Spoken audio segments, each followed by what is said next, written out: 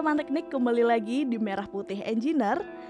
Dan kali ini kita juga collab sama Podcast Warta 17 Agustus pastinya.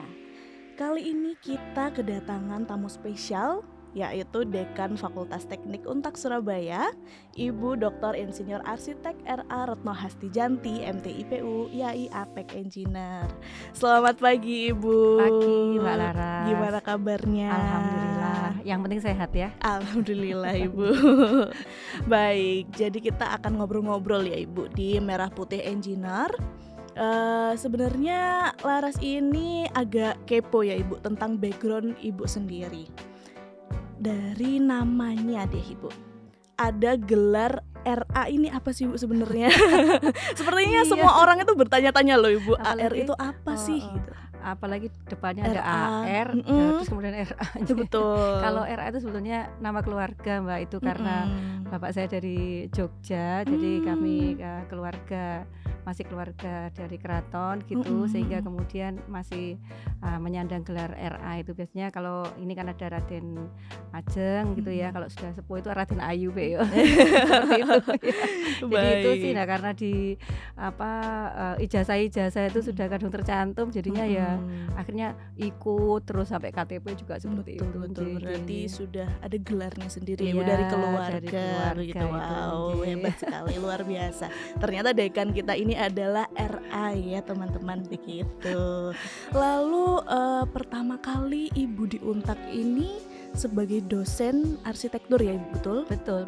Itu mulai tahun 90 ya. Jadi kebetulan saya juga lulus dari arsitektur ITS itu tahun 90, kemudian langsung mendaftar di Untak Surabaya di prodi arsitektur. Jadi dulu namanya masih teknik arsitektur sih ya. Jadi belum ke sekarang kan namanya prodi arsitektur. Nah, kemudian dari situ itu sudah mulai ini langsung membantu teknik arsitektur untuk menjadi kaleb tugas akhir pertama waktu itu. Jadi di tahun 90 itu pertama kali prodi arsitektur menelurkan lulusan gitu ya. Nah, jadi itu menjadi kaleb tugas akhir pertama saya di sana.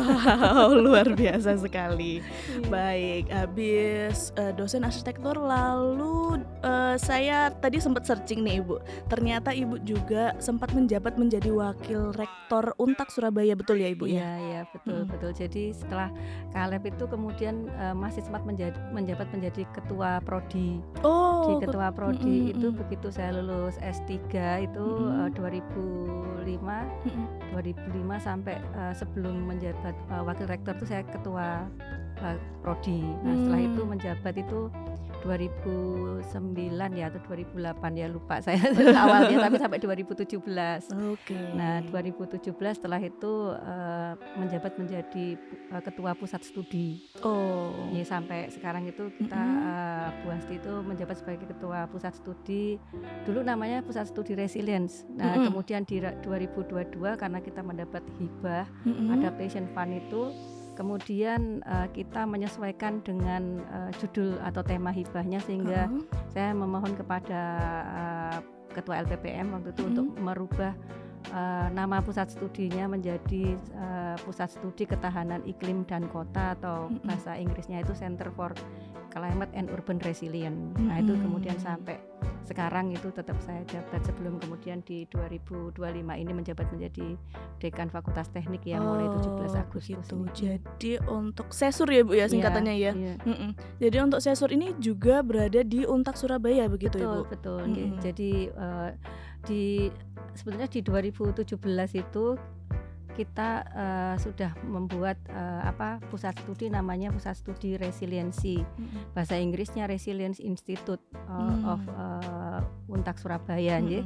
Dan sebetulnya juga cikal bakal dari pusat studi ini di 2016 saat pemerintah Kota Surabaya mendapat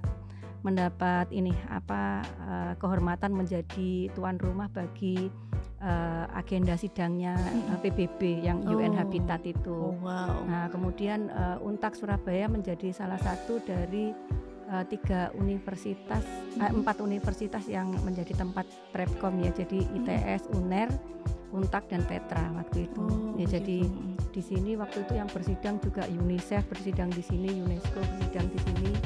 Kemudian yang sempat menjadikan Untak menjadi sekretariat internasional itu GPR2C atau Global Platform Right to the City. Nah, itu kan pusatnya di Barcelona. Kemudian memohon supaya Untak menjadi sekretariat untuk kawasan Asia waktu itu. Nah, setelah itu dari situ kita kemudian mendirikan Resilient Institute gitu ya. Nah, itu ya, jadi sejarahnya itu cukup panjang sekali ya Ibu ya. Sebetulnya itu membuat kita dikenal secara global sih ya. Iya betul. Jadi karena kita ada Resilient Institute itu kemudian bekerja sama dengan berbagai perguruan tinggi luar negeri gitu. Nah, kemudian salah satunya dengan Queensland University of Technology, School of Architecture waktu itu kemudian kita mengajukan hibah Adaptation Fund yang di 2003 ya, itu kita kemudian mendapatkan hibah tersebut. Hibah itu, lalu hibah ini itu dari Sesur sendiri itu apa Ibu hibahnya? Hibahnya itu berupa uang ya. Kita menang hibah untuk pembiayaan program dari Adaptation Fund dari US ya, Amerika.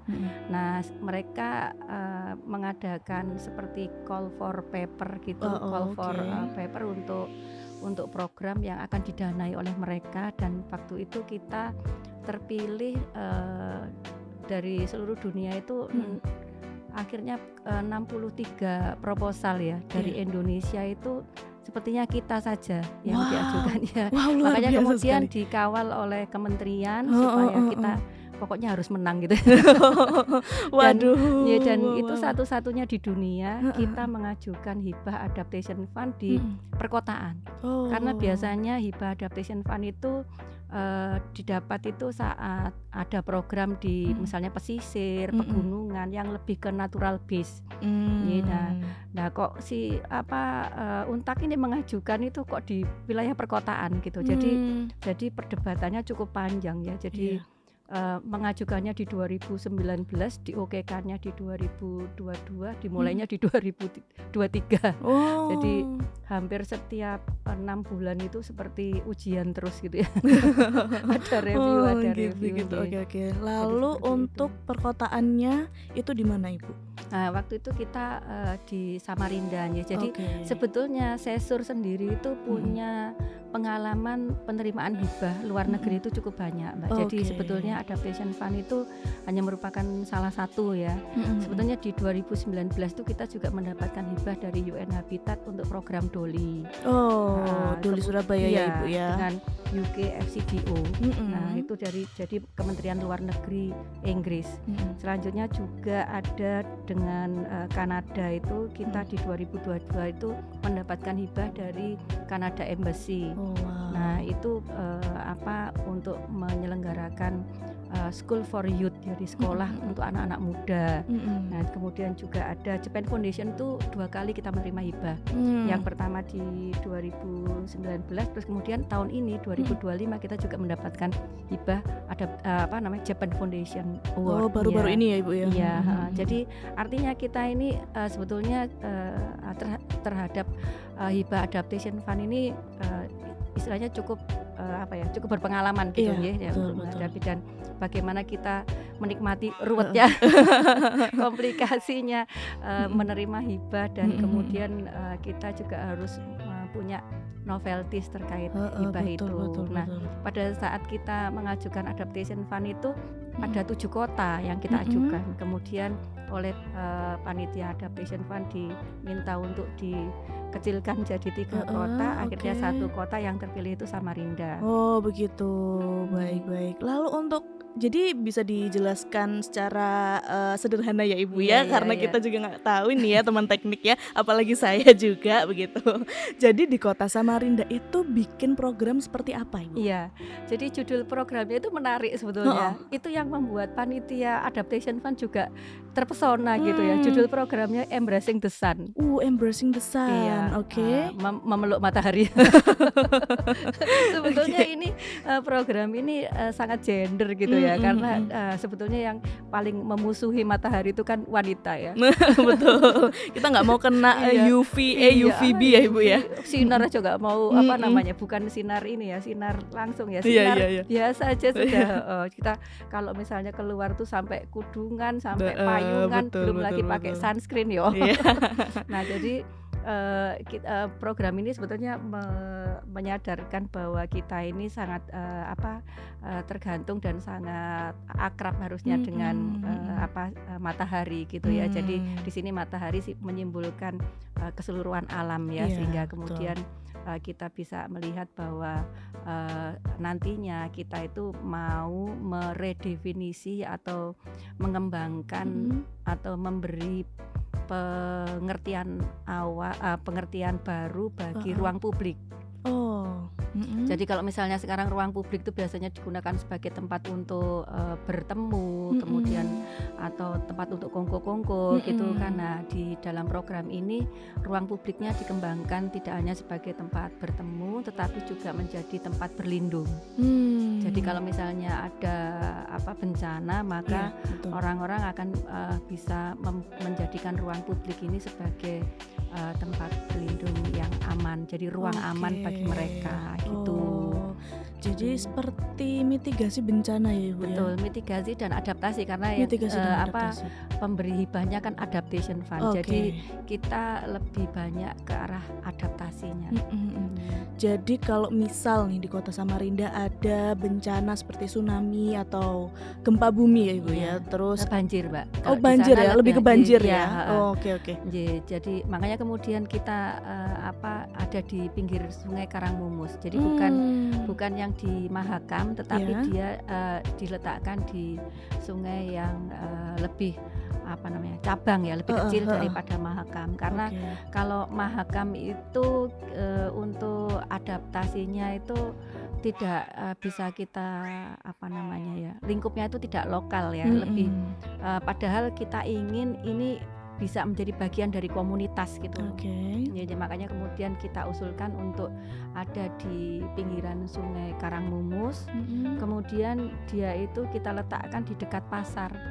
Jadi kebetulan dengan Pak Wali Kota Samarinda ini sangat support sekali dengan program kita, sehingga kemudian beliau memberi kita wewenang menggunakan tanah milik Pemkot di sebelahnya pasar Segiri di pinggir Sungai Karangmumus. Mungkin nanti mohon izin ya Ibu untuk menampilkan gambarnya seperti apa ya, biar teman teknik bisa melihat ternyata seperti ini Embracing the Sun begitu ya.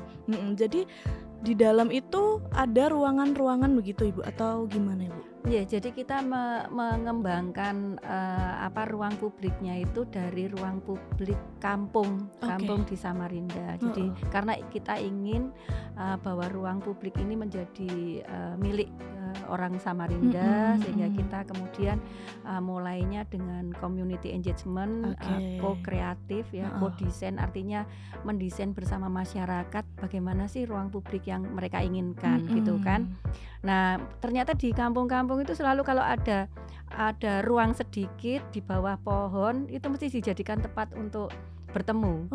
Nah, jadi ya walaupun nyelempit aja itu ya. Nah, kemudian lama-lama itu mereka membangun seperti gerdu ya, gardu itu ya. Nah, itu menjadi satu prototipe ruang publik di kampung-kampung Samarinda. Sehingga kemudian kita mengembangkannya, berarti elemennya itu ada pohon, ada ruang terbukanya, kemudian ada bangunan kecil sebagai bangunan pelindung gitu. Nah, 3 elemen ini yang kemudian kita kembangkan menjadi ruang publik yang adaptif terhadap iklim di Kota Samarinda. Jadi untuk sumber listriknya Ibu berarti dari sinar matahari ya? Iya, betul. Karena kan ini digunakan juga pada saat mereka digunakan sebagai tempat berlindung pada saat mereka ada bencana ya. Jadi kita perkirakan paling tidak itu bencananya itu banjir yang saat ini mengancam kawasan tersebut ya. Jadi kalau misalnya ada banjir mereka bisa mengungsi. Seandainya kemudian pada saat banjir itu tidak ada pasokan listrik, maka kita bisa mengandalkan listrik mandiri di sana dengan menggunakan energi terbarukan. Jadi ada solar panel, ada wind turbine sebagai penghasil listriknya. Itu semuanya total bisa mencapai sekitar 5.000 watt di sana. Jadi mudah-mudahan itu bisa bermanfaat sehingga mereka kalau banjir tetap bisa belajar, tetap bisa melakukan kegiatan sehari-hari. Lalu untuk ruang publik ini sendiri Ibu, diperkirakan bisa menampung berapa masyarakat Samarinda Ibu di situ? Pada dasarnya prototipe ini kita kerjakan bersama tiga RT ya, atau 3 kampung dan kita berharap bisa menyediakan tempat yang serbaguna bagi mereka. Nah, itu untuk kapasitasnya kita sesuaikan dengan kondisi lingkungan sekitarnya. Jadi bisa istilahnya itu karena ini sebelahnya juga sebelah pasar, ada ruang parkir dan sebagainya, bisa banyak gitu ya. Misalnya mau kondangan 1.000 orang itu mungkin ya bisa. Gitu ya. Jadi kita juga berharap ini menjadi ruang yang bisa mengangkat kesejahteraan mereka. Jadi misalnya mereka ada kegiatan basar juga di situ, ada kegiatan sunatan, menikahkan anak, itu biasanya kan menutup jalan. Begitu. Udah jangan, tapi di situ saja. Makanya kemarin yang kita pentingkan itu ruang-ruang terbukanya. Iya. Berarti seperti ruang serbaguna begitu. Betul, ya Ibu ya. Boleh. Oke. Luar biasa sekali ya ternyata Embracing the Sun ini. Begitu. Lalu apa sih Ibu kendala terbesar? Iya, kendala terbesar itu pasti membangun awareness literasi ya, membangun literasi antara semua stakeholder ini, karena tidak semua stakeholder itu atau tidak semua masyarakat itu paham dengan perubahan iklim dan dampaknya terhadap mereka gitu kan. Emang perubahan iklim apa ya, kita kena apa enggak ya, kalau panas ya tetap panas ya gitu ya. Jadi waktu kita ngobrol bahwa nanti ini kita buat supaya kalau misalnya ada banjir nanti bisa kesini gitu kan. Mereka juga mikirnya kalau kita banjir biasanya kita juga tinggal naik meja aja. Tapi tidak sesederhana itu begitu ya. Itu kan istilahnya itu di dalam masyarakat sendiri itu sebenarnya sudah ada sih local wisdom bagaimana mereka itu bisa mengurusi dirinya pada saat bencana gitu kan. Nah, sehingga kemudian pada saat kita merencanakan bangunan di ruang publik ini kita buat 2 lantai. Kita buat 2 lantai itu karena itu tadi mereka walaupun kemudian lantai satunya itu sudah kita naikkan, mereka nggak percaya gitu. Jadi ini masih nanti banjir. Biasa naik meja itu tadi, sehingga kemudian kita buat 2 lantai gitu. Jadi seperti itu, dan ternyata juga Pak Wali Kota Samarinda waktu itu membangunkan jembatan penghubung antara kampung. Kan ini kita itu dipisahkan oleh Sungai Karangmumus nih Mbak. Jadi dari kampung ke ruang publik kita itu ada jembatan. Nah, dari jembatan tuh langsung bisa mengakses lantai 2. Nah, jadi seru itu. Jadi benar-benar kalau ngungsi itu mereka itu sudah merasa secara psikologis itu aman gitu loh. Aman Karena dan di tempat mudah yang ya Ibu tinggi. ya. Betul, Mudah betul. diakses begitu. Luar biasa sekali. Ya. Oke, agak geser sedikit ya Ibu ya, karena itu di Samarinda ya. Kalau di Kota Surabaya sendiri kan, Ibu ini juga sebagai ketua tim ahli cagar budaya Kota Surabaya, betul ya Ibu ya. Lalu itu ngapain sih Ibu kerjanya begitu? Iya, itu juga salah satu passion saya. Jadi sebetulnya ngurusin kampung dan kalau di Indonesia itu kampung itu merupakan salah satu karakter khas dari city in Asian ya. Jadi kota-kota di ASEAN itu biasanya kan dimulai dengan adanya kampung. Jadi kampung-kampung kita itu tua-tua sih. Nah, kemudian pada 2008 itu ada fit and proper test untuk tim cagar budaya. Waktu itu kemudian saya ikut gitu ya. Waktu itu dari 40 orang yang mendaftarkan, semua akademisi itu ya. sehingga kemudian terpilih kita itu tujuh, kita itu waktu itu 2008 itu. Oke. Ya kebetulan juga waktu itu saya sendiri yang Mm-mm. perempuan gitu Oh, ya. wow. Iya, bahkan iya itu sampai sekarang ya 2008 sampai 2025 ini Mm-mm. menjadi tim cagar budaya dulu ya. Mm-mm, mm-mm. Tapi kemudian ada undang-undang baru namanya tim ahli cagar budaya. Oke, dan Ibu sebagai ketuanya. Betul. begitu ya, Nah, Ibu jadi ya. kalau Mm-mm.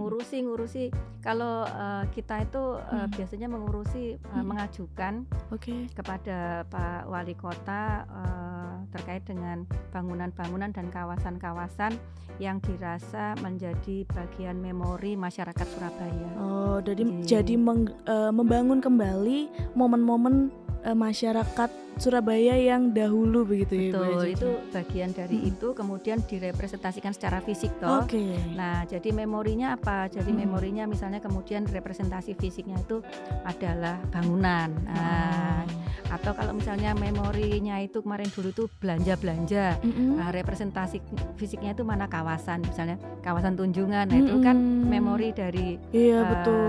kumpulan memori dari masyarakat Kota Surabaya Mm-mm. terkait dengan suatu kawasan. Betul. gitu. Jadi Iya. tetap dibangun secara unik dan tentunya khas Iya. Kota Surabaya dahulu ya, Ibu ya. Iya. Mm-mm. Dengan selera kekinian ya. Betul. Karena kita juga harus memperhatikan siapa pemakai yang sekarang ini kan ya. Oke. Ada Gen Z, Gen Z, ya. ya.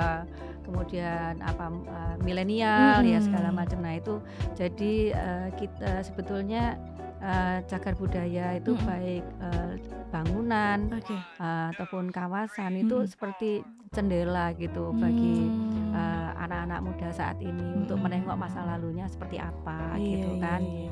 Dan kita berharap mereka bisa belajar sejarah dari situ. Betul, Iya. Kalau betul. membaca buku itu kan ya. Agak bosen juga ya, Ibu ya.